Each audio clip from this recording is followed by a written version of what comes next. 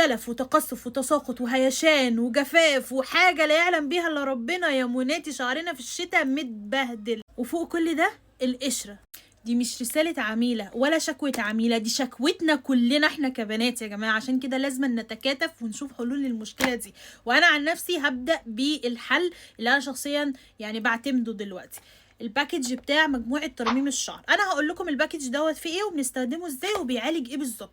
يا ريت لو اي حد فيكم بيشوف الفيديو ده يكتب لنا في التعليقات يعني بيستخدم ايه بقى في الشتاء وايه المنتجات اللي بيستخدمها ومريحه شعره. والبنات اللي مش عارفه تستخدم ايه شوفوا تجربتي، شوفوا تجارب البنات في التعليقات، نفيد بعضينا كده اهو. باكج الترميم دوت بقى عباره عن ايه؟ عباره عن 4 منتجات حرفيا مش هتحتاجي لهم خامس. اول حاجه في الباكج بيكون فيه الصدر، البودره بتاعه الصدر المعالجه الطبيعيه.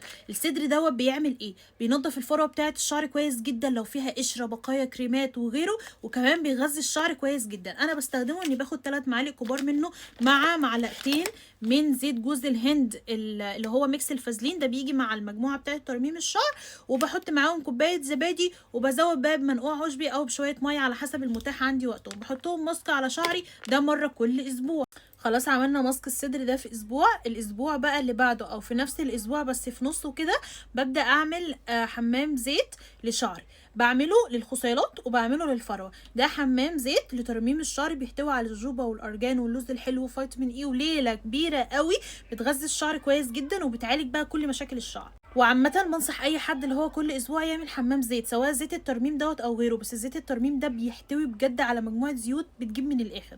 بعد كده المنتج اللي انا شخصيا بستخدمه يوم او يوم لا، او في بنات بتستخدمه كل يوم، وعادي لو انتوا استخدمتوه كل يوم لانه اصلا ما بيحتويش على سيليكون وبيرطب الشعر كويس جدا. السيروم يا جماعه بتاع الشعر، انا بستخدم سيروم الجوجوبا والارجان، بيغذي الشعر كويس جدا جدا وبيديله لمعه صحيه. اكتبوا لي بقى انتوا في التعليقات بتعملوا ايه في الشتاء.